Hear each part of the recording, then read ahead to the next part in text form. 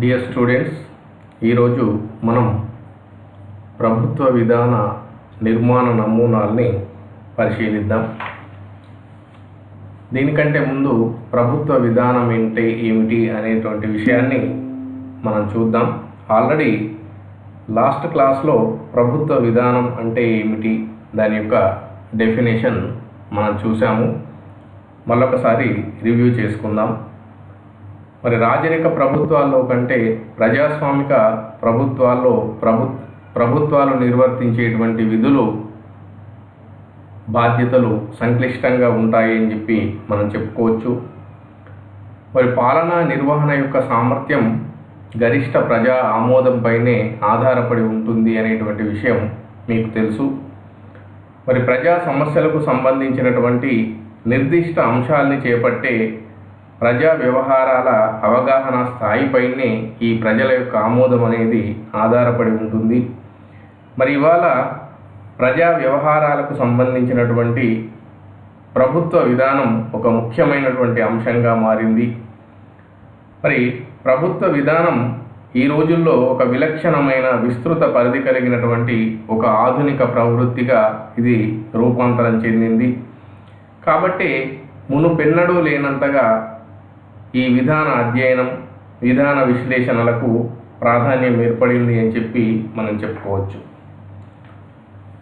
ఇక దీని యొక్క అర్థాన్ని మనం చూసినట్టయితే, సాధారణ భాషలో చెప్పాలి అంటే ఒక నిర్దిష్ట ప్రమాణం ఆధారంగా అనేక ప్రత్యామ్నాయాల నుంచి ఒక కార్యాచరణ సరళిని ఎంపిక చేసుకోవడమే విధానం అని చెప్పి మనం చెప్పవచ్చు.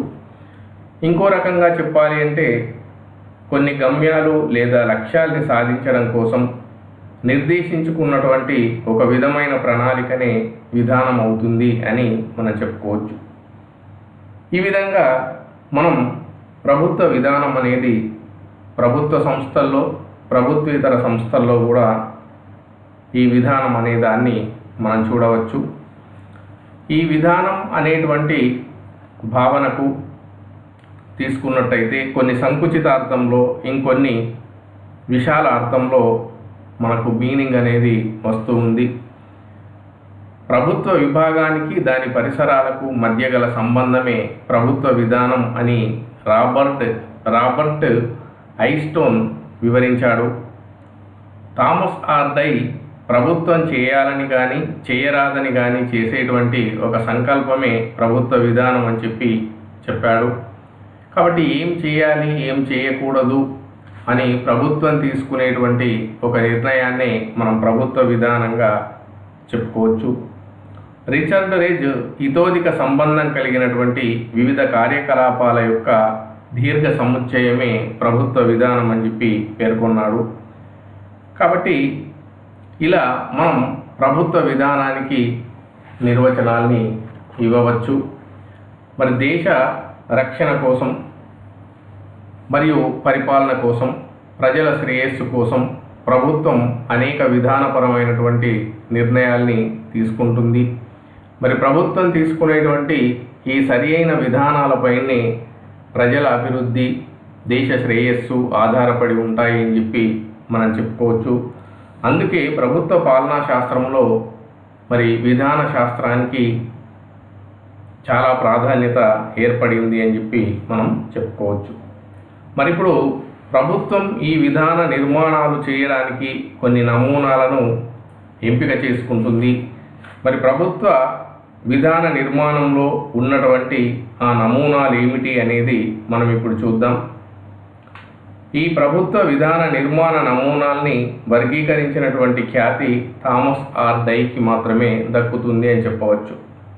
అంటే థామస్ ఆర్ డై ఈ వర్గీకరణ చేశాడు. ముఖ్యంగా ఒక ప్రవృత్తిగా ప్రభుత్వ విధాన నిర్మాణ నమూనాలు, రెండవది ఒక ఉత్పత్తి కారకంగా ప్రభుత్వ విధాన నిర్మాణ నమూనాల్ని మనం చూడవచ్చు. మరి ఇందులో ఫస్ట్ ఒక ప్రవృత్తిగా ప్రభుత్వ విధాన నిర్మాణ నమూనాలు ఏమున్నాయి అనేటువంటి అంశాన్ని మనం ఇప్పుడు ఫస్ట్ పరిశీలిద్దాం. మరి ఇందులో ఫస్ట్ వన్ విఘ్నుల లేదా జనావళి నమూనా అని చెప్పుకోవచ్చు. ఎలిట్ మోడల్ అని కూడా మనం ఇంగ్లీష్లో దీన్ని పిలుస్తాం. మరి ఈ విఘ్నుల నమూనా చాలా ప్రాధాన్యతను సంతరించుకుంది. దీన్ని మనం ఇప్పుడు డీటెయిల్గా చూద్దాం. ప్రభుత్వ పాలకులకు చాలా వరకు తాము ప్రజాసేవకులము అనేటువంటి భావన తక్కువగా, సంస్థా సేవకులు అనేటువంటి భావన ఎక్కువగా ఉంటుంది అని చెప్పి మనం చెప్పవచ్చు. మరి యథాతథంగా చెప్పాలంటే ప్రభుత్వ నిర్మాణం, విధాన అమలుకు పూనుకునేటువంటి విఘ్నుల ఉదాసీనత, వ్యక్తీకరించబడినటువంటి సమాచారంతో కూడుకున్న పరిసరాల్లో వాళ్ళు పనిచేయగలుగుతారు అని చెప్పేసి మనకు ఈ నమూనా ధృవీకరిస్తుంది. అంటే ఇక్కడ ఈ విధానం అనేది పైనుంచి కింది స్థాయికి చేరుతుంది. అంటే పైనుండేటువంటి విఘ్నులు లేదా మేధావుల నుంచి కింది స్థాయిలో నివసించేటువంటి సామాన్య జనావళికి ఇది అందుతుంది. మరి దీనివలన సమాజం రెండుగా చీలిపోతుంది అని చెప్పవచ్చు. ఒకటి శక్తి గలవారు, రెండు శక్తి లేనివారు. అంటే ఇక్కడ శక్తి మీన్స్ అధికారం ఉన్నటువంటి కొద్ది మంది, అధికారం లేనటువంటి అనేక మందిగా సమాజం చీలిపోతుంది అని చెప్పి చెప్పుకోవచ్చు. మరి సాధారణ జనావళి నుంచి వేరు చేసేటువంటి సాధారణ విలువల్ని విఘ్నులు పంచుకుంటారు అని చెప్పి మనం చెప్పవచ్చు. మరి జనరల్గా వీరు రూపొందించేటువంటి ఈ ప్రజా విధానాల్లో మాస్ పీపుల్ యొక్క రిప్రజెంటేషన్ అనేది ఏమీ ఉండదు. విఘ్నులు ఏవైతే విలువలు కలిగి ఉంటారో వాటిని తమ విధానాల్లో చొప్పిస్తూ ఉంటారు అని చెప్పి చెప్పుకోవచ్చు. మరి ఈ సిద్ధాంతాన్ని మనం ఇంకా విపులంగా తెలుసుకోవాలి అంటే సి. రైట్ మిల్స్ రచించినటువంటి ద పవర్ ఎలిట్ అనే గ్రంథాన్ని మనం చదివినట్టయితే ఈ విఘ్నుల నమూనాను మనం మరింత లోతుగా అర్థం చేసుకోవడానికి అవకాశం ఉంటుంది అని చెప్పి మనం చెప్పుకోవచ్చు. మరి విధాన నిర్మాణంలో ఈ విఘ్నులు లేదా మేధావులు పాలుపంచుకోవడం జరుగుతుంది.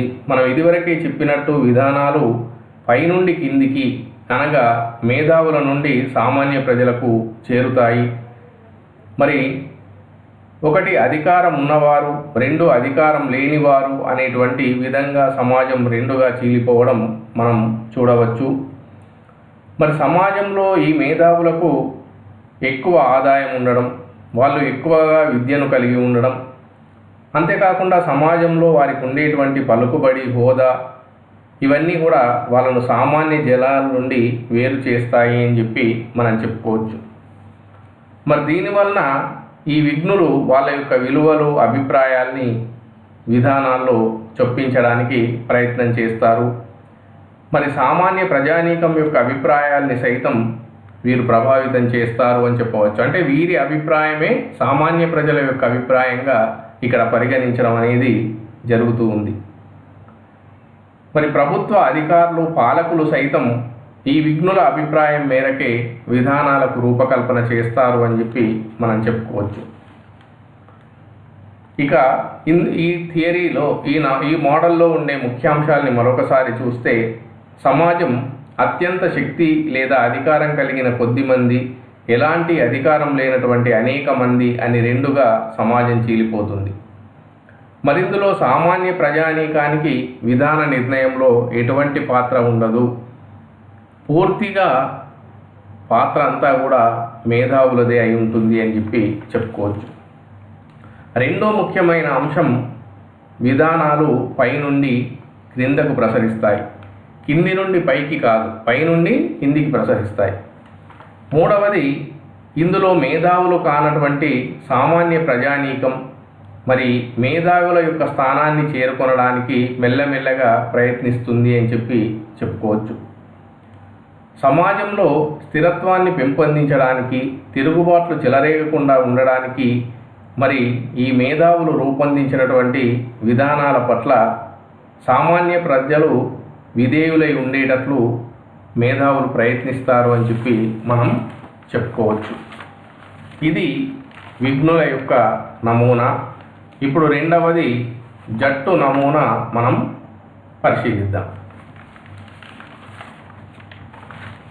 ఇక్కడ ఈ జట్టు నమూనాను మనం పరిశీలించినట్టయితే ఇది ప్రభుత్వ విధానానికి సంబంధించిన రెండో నమూనా అనవచ్చు.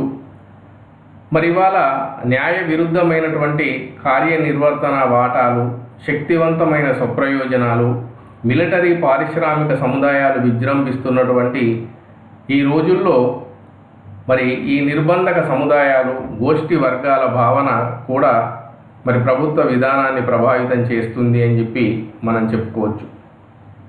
ప్రభుత్వ విధాన రూపకల్పనలో మరి దీని రాజ్యతంత్రానికి వర్తిస్తూ శక్తులు, ఒత్తిడులు, పరస్పరం స్పందించే చర్యలు, ప్రతిచర్యలతో కూడుకున్న వ్యవస్థగా మనం దీన్ని భావించడం జరుగుతుంది.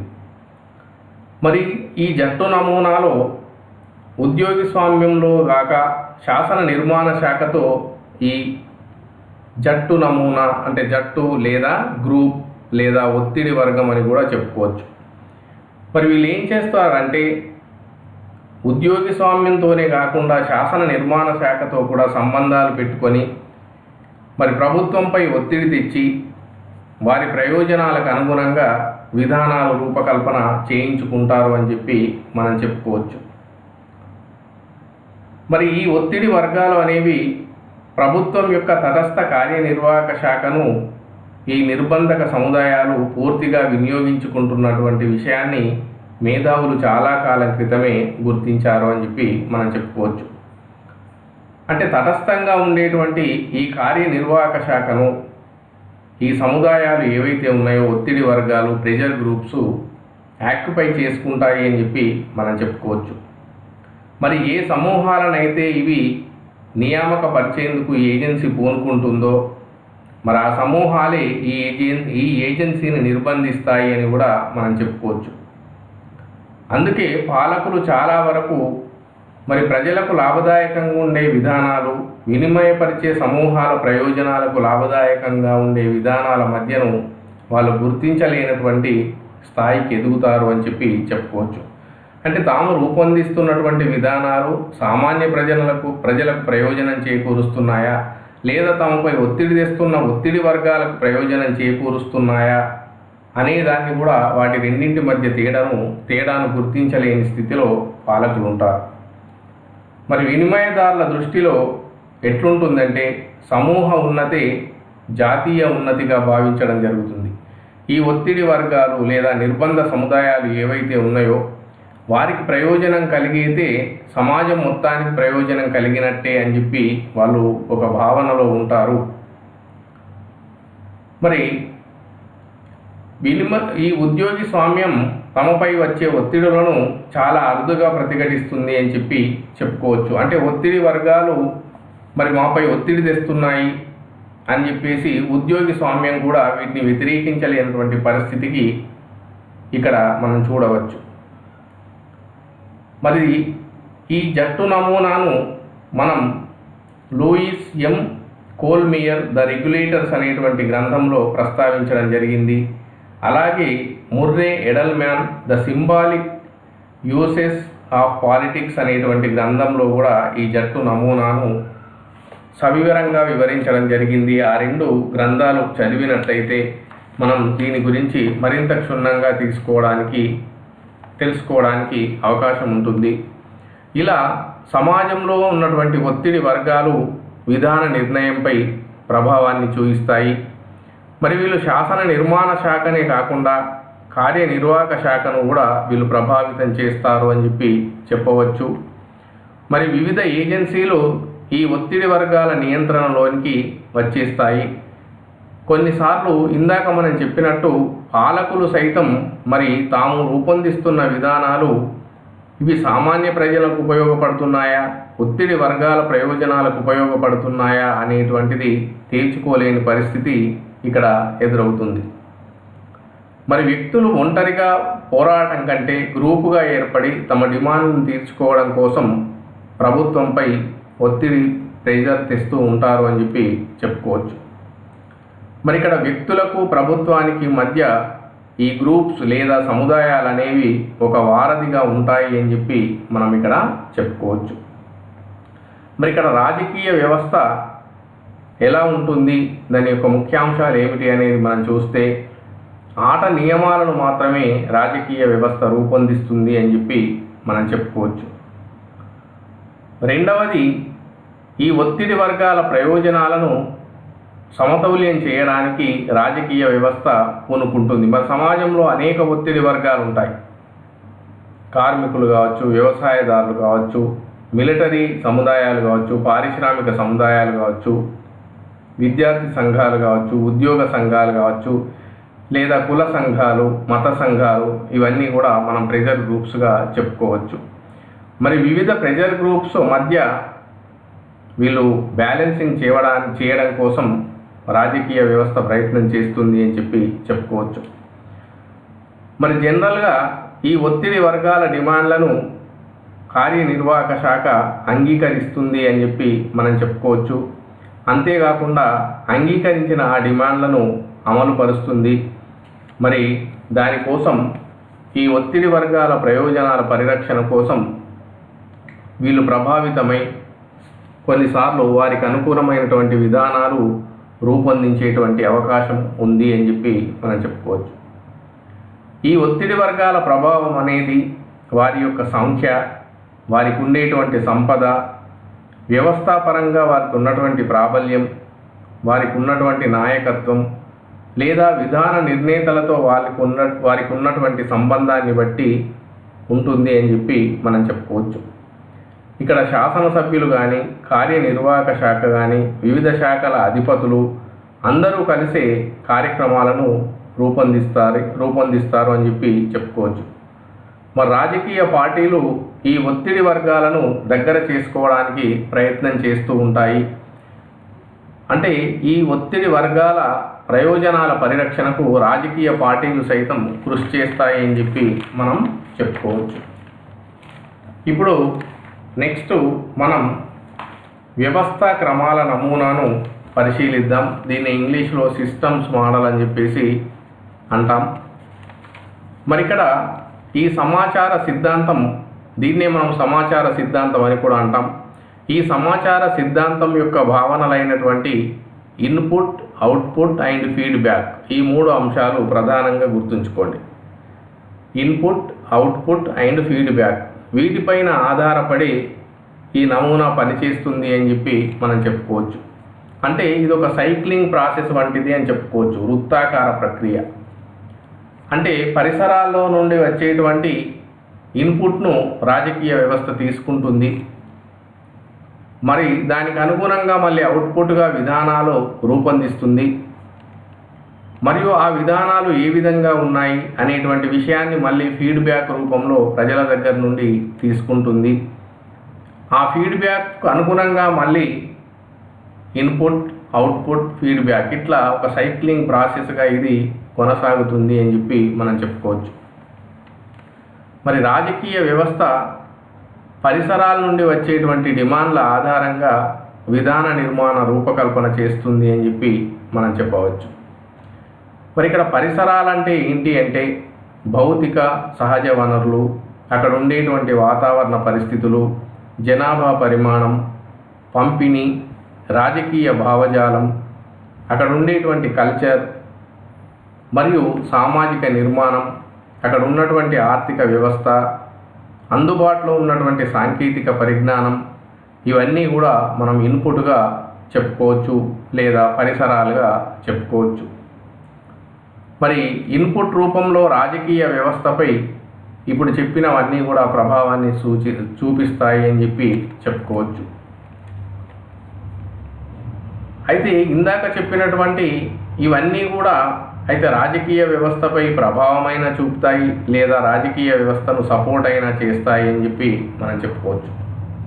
మరి జనరల్గా డిమాండ్లు అన్నీ కూడా వ్యక్తులు లేదా గ్రూపుల ద్వారా ప్రభుత్వ దృష్టికి తెచ్చి దానికి అనుగుణంగా వాళ్ళు తమ డిమాండ్లు నెరవేర్చుకోవడానికి ప్రభుత్వం తగిన చర్యలు తీసుకోవడానికి వీళ్ళు ప్రయత్నం చేస్తారు అని చెప్పుకోవచ్చు.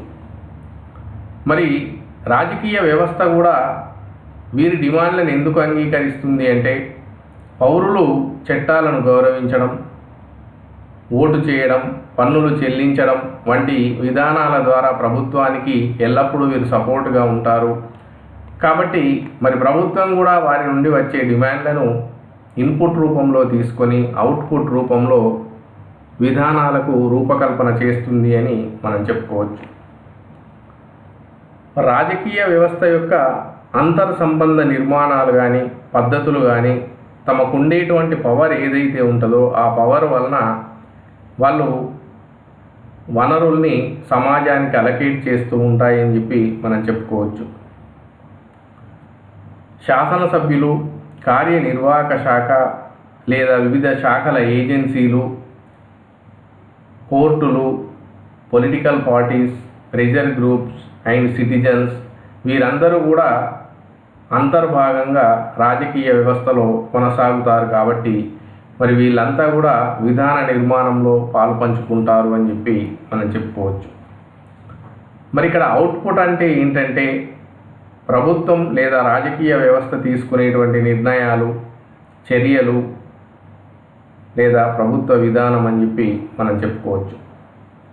మరి ఇక్కడ రాజకీయ వ్యవస్థ అనేది ఒక ప్రత్యేకంగా గుర్తింపు పొందడం వలన మరి అది వివిధ సంస్థలు, ప్రజలు అందరిపైన అజమాయిషీ చెలాయించే అధికారాన్ని కలిగి ఉండడం వలన అది బయట పరిసరాల్లో నుండి వచ్చేటువంటి ఇన్పుట్స్ను అవుట్పుట్స్గా మార్చి మొత్తం సమాజానికి అందజేస్తుంది అని చెప్పి మనం చెప్పుకోవచ్చు.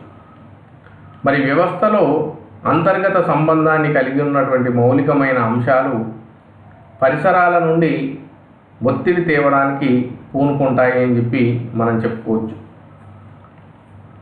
రాజకీయ వ్యవస్థ కూడా బయట పరిసరాల నుండి వచ్చేటువంటి సంతృప్తికరమైన మరియు హేతుబద్ధమైనటువంటి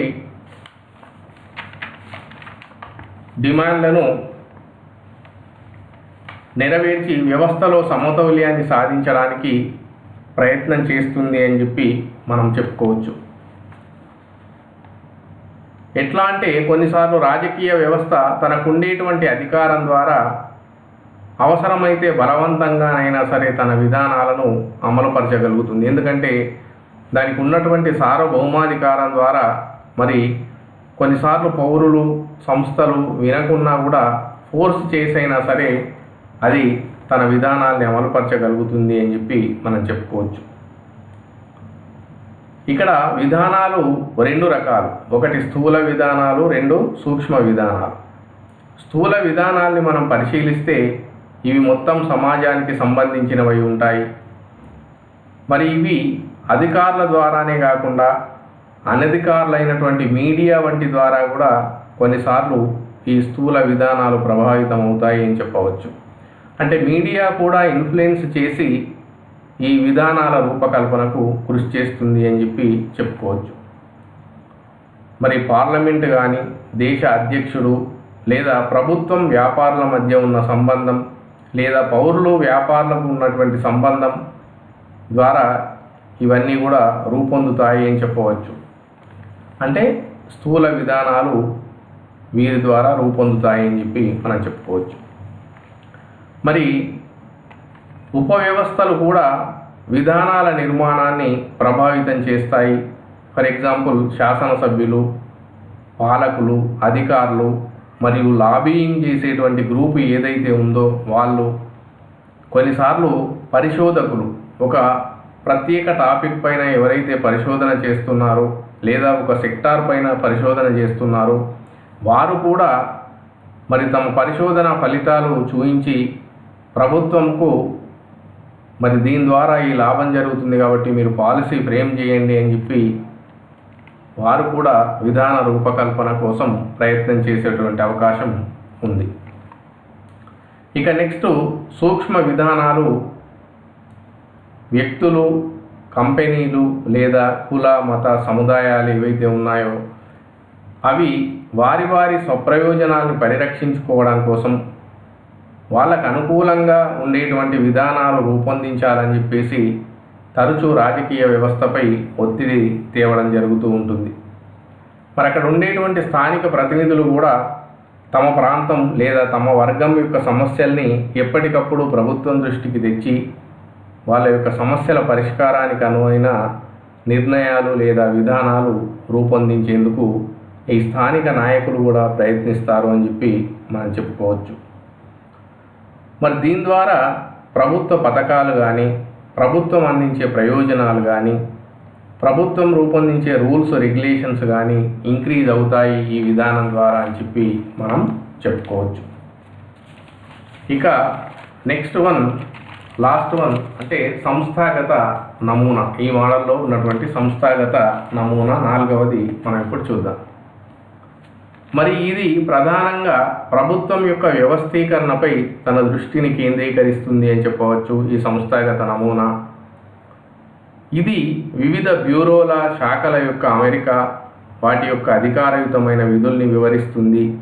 అంటే ప్రభుత్వంలో ఉండేటువంటి వివిధ శాఖల అధికారయుతమైన విధులు ఏంటి అనేది ఇది తెలియజేస్తుంది.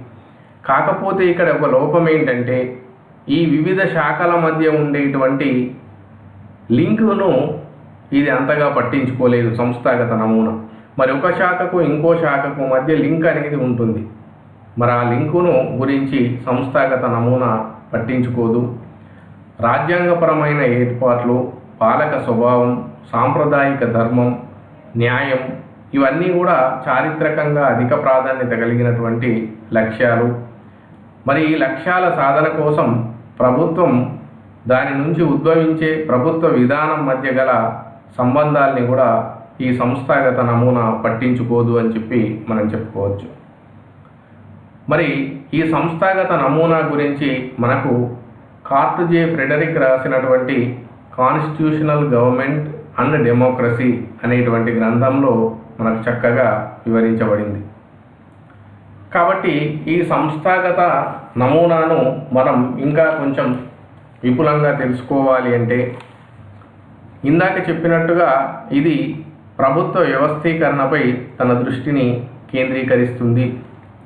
ప్రభుత్వంలో ఉండేటువంటి వివిధ శాఖల యొక్క నిర్మాణం ఎట్లా ఉంటుంది, అవి ఎలాంటి విధులు నిర్వహిస్తాయి అనేటువంటి విషయాలను ఇది చర్చిస్తుంది.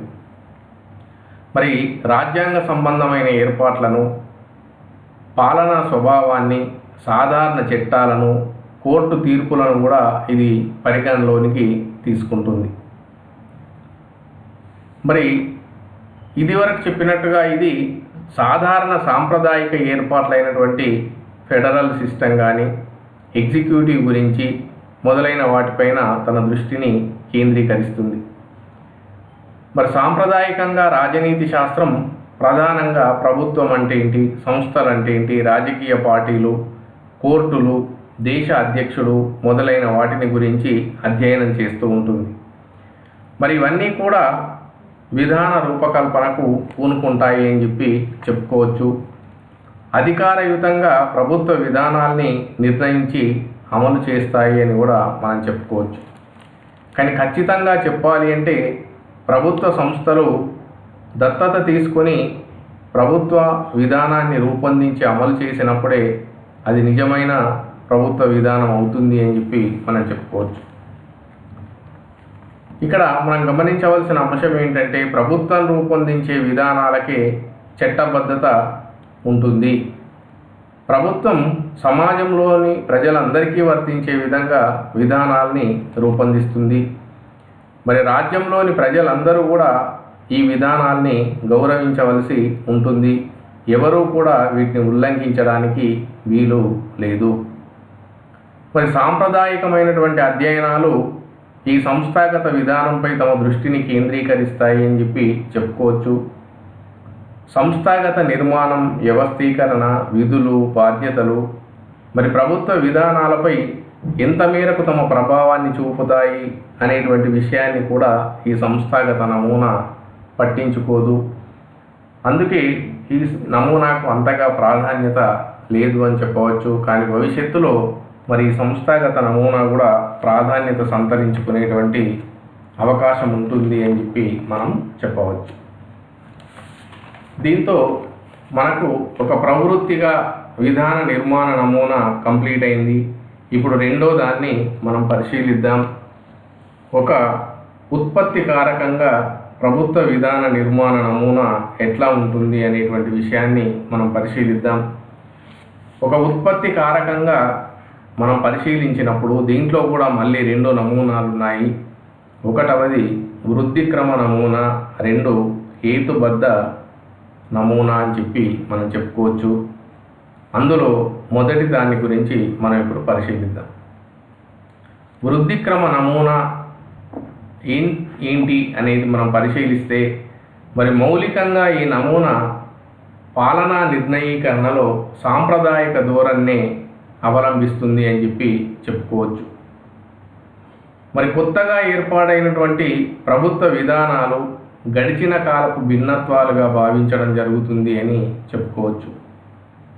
ప్రభుత్వ విధాన నిర్మాణం అనేది వాస్తవంగా విభిన్నమైన విధానాల్ని తీర్చిదిద్దడానికి కావలసినటువంటి మేధస్సు, సమయం ఉన్నప్పటికీ ఇది డబ్బు లేని వాడుగా గుర్తింపు పొందుతుంది అని చెప్పి మనం చెప్పవచ్చు. ఎందుకంటే విధానాల్ని అమలు చేయాలి అంటే మరి దానికి అవసరమైన ధనాన్ని మంజూరు చేయాల్సింది రాజకీయ నాయకులే. మరి వాళ్ళు ఇదంతా ఎందుకు వచ్చిన గొడవ, ఆల్రెడీ పాత విధానాలు ఏవైతే ఉన్నాయో మరి ఆల్రెడీ ప్రజలు వాటిని యాక్సెప్ట్ చేస్తున్నారు, అవి ఒక రకంగా సంతృప్తికరంగానే ఉన్నాయి కదా, న్యాయసమ్మతంగానే ఉన్నాయి కదా, మళ్ళా కొత్త పంతాను మనం ఎందుకు అవలంబించాలా, కొత్త సమస్యలు ఎందుకు కొని తెచ్చుకోవాలా, కొత్తగా డబ్బులు ఎక్కడి నుండి తీసుకురావాలా అనేటువంటి ధోరణిని ఇక్కడ ఈ నమూనాలో కలిగి ఉంటారు అని చెప్పి మనం చెప్పుకోవచ్చు. మరి ఇక్కడ రాజకీయ ఆర్థిక వ్యవస్థ దృష్టితో చూసినప్పుడు ఈ పరిస్థితి నూతన కల్పనాత్మక చర్యను నిరుత్సాహపరుస్తుంది అని చెప్పుకోవచ్చు. అంటే ఈ వృద్ధిక్రమ నమూనా కొత్తదనాన్ని ఆహ్వానించదు, ఉన్నదాన్నే సర్దుకుపోదాం, అదే విధానాలు కంటిన్యూ చేద్దాం అనేటువంటి ఒక భావనను కలిగి ఉంటుంది అని చెప్పుకోవచ్చు. మరి సామాజిక లక్ష్యాల కార్యవర్తన అనేది అంత కష్టసాధ్యమైనటువంటి పని అని చెప్పుకోవచ్చు. అందుకే హేతుబద్ధ దృక్పథం కంటే ఈ వృద్ధిక్రమ దృక్పథాన్ని సులభమైన ప్రక్రియగా భావించడం అనేది జరుగుతూ ఉంటుంది. మరి సాధారణంగా హేతుబద్ధ విధానాల కంటే వృద్ధిక్రమ విధానాలే రాజకీయంగా ఎక్కువగా తగినవై ఉంటాయి అని చెప్పి మనం చెప్పవచ్చు. ఎందుకోసం అంటే హేతుబద్ధ విధానాలు సామాజిక విలువల్ని మళ్ళీ పునర్విభజన చేసే అవసరాన్ని కలిగిస్తాయి. మరి వృద్ధిక్రమ నమూనా అయితే ఎలాంటి కొత్త సమస్యలు తలెత్తవు, అంతేకాకుండా సమాజాన్ని మళ్ళీ విభజన చేయాల్సిన అవసరం లేదు, విలువల్ని మళ్ళీ తరచి చూడాల్సినటువంటి అవసరం లేదు, అంతేకాకుండా కొత్తగా డబ్బులు కూడా అవసరం లేదు. కాబట్టి ఉన్న విధానాల్ని మనం కంటిన్యూ చేద్దాం అనేటువంటి ధోరణిని ఈ వృద్ధిక్రమ నమూనా కలిగి ఉంటుంది అని చెప్పి చెప్పుకోవచ్చు. ఇక రెండవది హేతుబద్ధ నమూనా లేదా రాజకీయ ఆర్థిక నమూనా.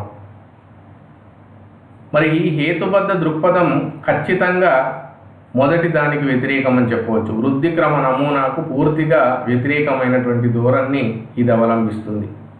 అంటే ఇది ఏం చేస్తుందంటే ఒక మేధావి ప్రయత్నంగా సమాజంలో తొలగించడానికి వీలు లేకుండా ఉన్నటువంటి అన్ని విలువల యొక్క ప్రాధాన్యతలను తెలుసుకోవడానికి ప్రయత్నం చేస్తూ ఉంటుంది. అంటే ప్రతి విలువకు దానికి తగిన ప్రాధాన్యత ఇది పరిశీలిస్తూ ఉంది. అంటే అందుబాటులో ఉన్నటువంటి అన్ని విలువలు, అన్ని ప్రత్యామ్నాయాలను కనుగొంటూ ఉంటుంది.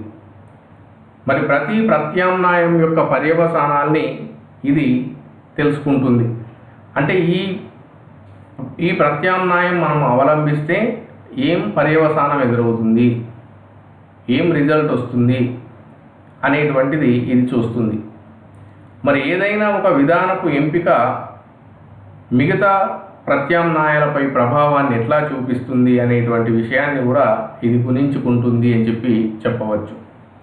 అంటే సమాజంలో అందుబాటులో ఉన్నటువంటి అన్ని విలువలు, అన్ని ప్రత్యామ్నాయ విధానాలను ఇది క్షుణ్ణంగా పరిశీలిస్తుంది. ఒక విధానాన్ని మనం అవలంబిస్తే మరి మిగతా వాటిపై అది ఎలాంటి ప్రభావాన్ని చూపిస్తుంది అనేటువంటి దృష్టిని కూడా ఇది కలిగి ఉంటుంది అని చెప్పి చెప్పుకోవచ్చు. అంతేకాకుండా సామాజిక విలువలకు సంబంధించినటువంటి ఖర్చులు, ప్రయోజనాలను కూడా ఇది దృష్టిలో ఉంచుకొని అత్యంత సమర్థవంతమైన విధాన ప్రత్యామ్నాయాన్ని ఇది చివరకు ఎంపిక చేస్తుంది అని చెప్పి చెప్పుకోవచ్చు. మరి కొన్నిసార్లు ఆ విధానాన్ని రూపకల్పన చేయడానికి, అమలు చేయడానికి ఎక్కువ ఖర్చు అయినప్పటికీ మరి దాని ద్వారా ప్రయోజనాలు ఎక్కువగా ఉంటే ఖర్చు ఎంతైనా వెనుకాడకూడదు అని చెప్పేసి ఈ నమూనా చెప్తుంది. మరి ప్రభుత్వం తాను రూపొందించుకున్నటువంటి గమ్యాలు సాధ్యమవుతాయా లేదా అనే దాంతో నిమిత్తం లేకుండా ఈ హేతుబద్ధ నమూనా వాటిని సాధించడానికే ప్రయత్నం చేస్తూ ఉంటుంది. అంటే కొన్నిసార్లు విధానాలు రూపకల్పన చేసినప్పుడు మరి అది సాధ్యమవుతుందా లేదా అనేటువంటి ఒక డౌట్ అనేది మనకు వస్తూ ఉంటుంది. కానీ హేతుబద్ధ నమూనా ఇక్కడ డౌట్ను పట్టించుకోదు. ఒకవేళ అది సమాజానికి మంచి జరుగుతుంది, అది అత్యంత ప్రయోజనకారి అని భావించినప్పుడు దాంతో వచ్చే లాభ నష్టాలను బేరీజు వేయదు. అంతేకాకుండా దాంతో కలిగేటువంటి ఇబ్బందుల్ని కూడా అది పట్టించుకోదు అని చెప్పి మనకు ఈ నమూనా తెలియజేస్తుంది. కాబట్టి అతి ఉత్తమమైనటువంటి ప్రభుత్వాన్ని ప్రసాదించేటువంటి ప్రభుత్వ నిర్మాణంతో ఈ నమూనా సంపర్కాన్ని కలిగి ఉంది అని చెప్పుకోవచ్చు. అంటే ఈ హేతుబద్ధ నమూనా విధానం ద్వారా మనం ఉత్తమమైన విధానాలు రూపొందించవచ్చు అని చెప్పి చెప్పుకోవచ్చు. ఎందుకంటే ఇక్కడ వక్రీకరించబడినటువంటి సమాచార ప్రవాహం ఉంటుంది, ఖచ్చితమైన ఫీడ్బ్యాక్ మనకు అందుతుంది. మరి సమాజంలో సరైన విలువలకు హామీ ఇచ్చేటువంటి విధానం ఇందులో ఉంటుంది. కాబట్టి మరి ప్రభుత్వం ఈ నమూనా ద్వారా విధానాలు రూపకల్పన చేస్తే దేశానికి ప్రజలకు ఎంతో ప్రయోజనకరంగా ఉంటాయని చెప్పుకోవచ్చు. మరి ఈ నమూనాలో ప్రజల యొక్క అభీష్టం, రాజకీయ వ్యవస్థ, సాంకేతిక నిర్ధారణ వంటి అభివృద్ధి చెందుతున్న క్షేత్రాల యొక్క పరిశీలన కూడా చేరి ఉంటుంది అని చెప్పి చెప్పుకోవచ్చు. కాబట్టి ఇక్కడ ఒక ఉత్పత్తి కారకంగా తీసుకున్నప్పుడు వృద్ధి క్రమ నమూనా కంటే హేతుబద్ధ లేదా రాజకీయ ఆర్థిక నమూనానే ఎక్కువ మేలైనది అని చెప్పి మనం చెప్పుకోవచ్చు. మరి ఇదివరకు మనం డిస్కస్ చేసినట్టుగా ప్రభుత్వ విధాన నిర్మాణంలో ఇలా అనేక నమూనాలు ఉన్నాయి. మరి వీటన్నింటినీ ప్రభుత్వం దృష్టిలో ఉంచుకొని విధానాలకు రూపకల్పన చేస్తుంది అని చెప్పి మనం చెప్పుకోవచ్చు. దీంతో ఈ క్లాస్ కంప్లీట్ అయింది. తిరిగి నెక్స్ట్ క్లాస్లో కలుద్దాం. Thank you. 1 and all. Bye.